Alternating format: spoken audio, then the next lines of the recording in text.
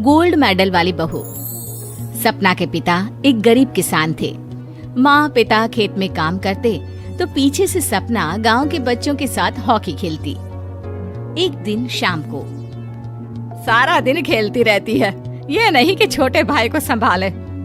माँ पता है, मैंने आज हॉकी में पास के गांव के लड़कों की टीम को हरा दिया। अरे वाह वाह मेरी बेटी, शाबाश।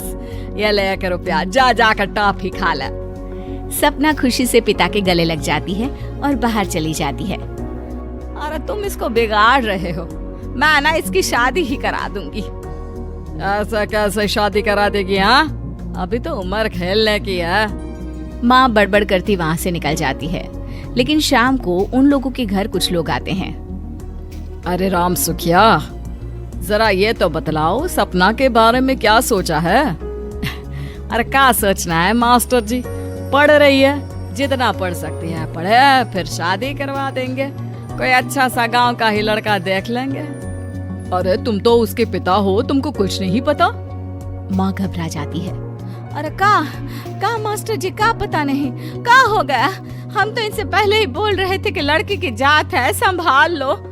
अरे भाभी जी, आप भी ना कभी अच्छा भी सोच लिया करो।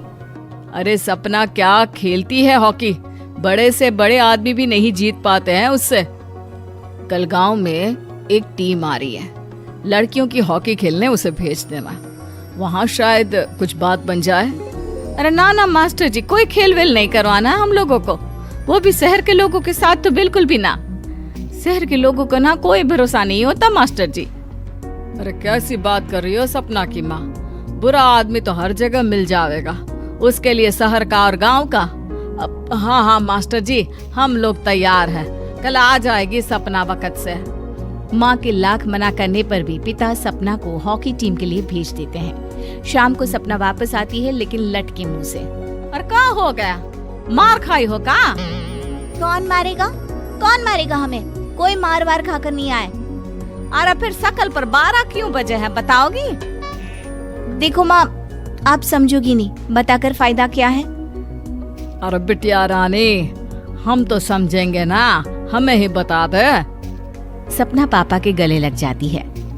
पापा, मैं ना सिलेक्ट हो गई हूँ भारत की हॉकी टीम में खेलने के लिए। अरे वाह, ये तो बहुत ही खुशी की बात है मेरे बच्चे। फिर मेरी गुड़िया काहे परेशान है? पापा, मुझे दिल्ली जाना पड़ेगा आगे की प्रैक्टिस के लिए। माँ जो सारी बात सुन रही होती है, जोर से चिल्लाती है। एक पैसा नहीं है मेरे पास, समझे? कुछ नहीं दूंगी।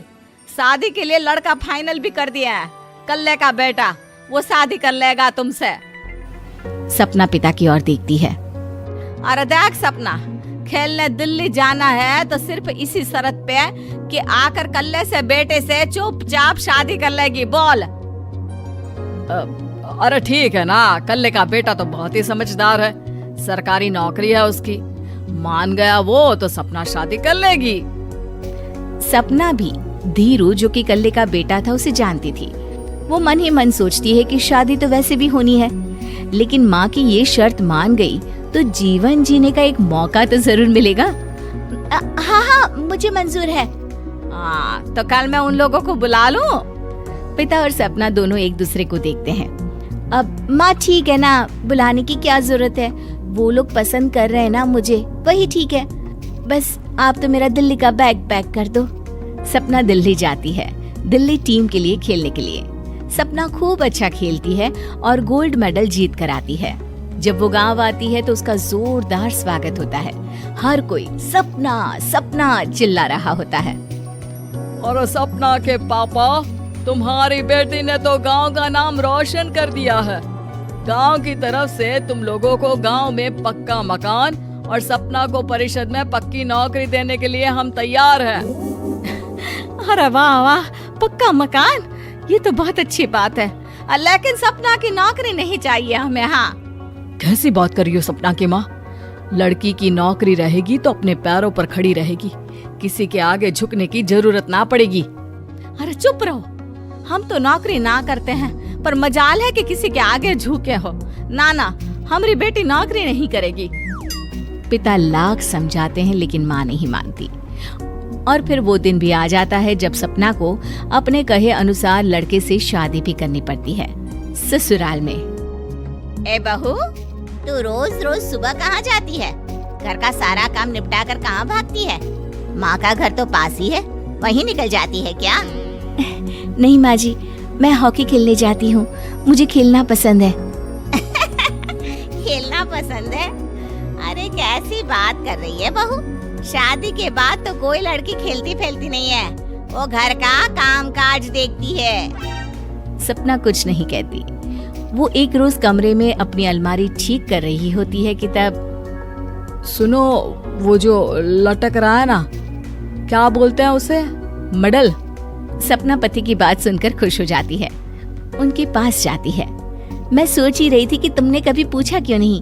ये मेडल है, मैंने जीता है, पता है, हॉकी में। बड़ा मैदान, बहुत से लोग, 2 टीम और फिर शुरू होता है जुनून।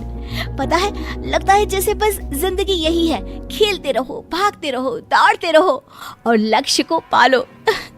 सुनो ना, मैं ना भारतीय टीम के लिए खेलना चाहती हूँ। माँ, यहाँ तो आ जरा। सपना हैरान हो जाती है कि ये क्या हो गया, पति अचानक से माँ को क्यों बुला रहा है। हाँ बेटा, क्या हो गया? काहे गला फाड़ रहे हो? माँ, ये सपना क्या कह रही है? अरे बीवी तो बोलती ही रहती है बेटा, लेकिन क्या हो गया, चिल्ला क्यों रहे हो? ऐसा क्या बोल दिया इसने? माँ ये बोल रही है कि इसको खेलना है भारतीय टीम के लिए। सपना डर जाती है।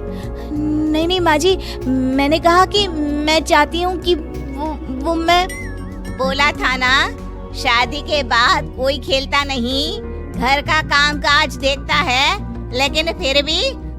नहीं माँ जी, ठीक है, मैं घर का काम देखूंगी, कल से मैं खेलने भी नहीं जाऊंगी, माफ कर दीजिए। सपना पति की तरफ देखती है जो माँ की तरफ देख रहा होता है। उसे गुस्सा तो आता है, लेकिन करती भी तो क्या, सास के सामने कैसे पति की क्लास लगाती। अरे बेटा, अब क्यों घूरे जा रहे हो बहू को? माँ, अभी इस बात का फैसला करके जाना, वरना ये तो तेरे कमरे से जाने के बाद मुझे। अब चुप हो जाइए आप, छोटी सी बात का बतंगड़ मत बनाइए। छोटी सी बात? बहू, ये कोई छोटी बात नहीं है। जो लड़की दिल्ली के लिए गोल्ड मेडल ला सकती है, वो देश के लिए भी तो गोल्ड ला सकती है ना। हम लोगों को किसी चीज की कमी नहीं है बहू, घर का काम तो कोई भी कर लेगा, लेकिन देश का नाम रोशन करने के लिए सपना चाहिए। जा बहू, तेरी ट्रेनिंग का सारा इंतजाम तेरे पति ने कर दिया है, जा खेल और देश का नाम रोशन कर।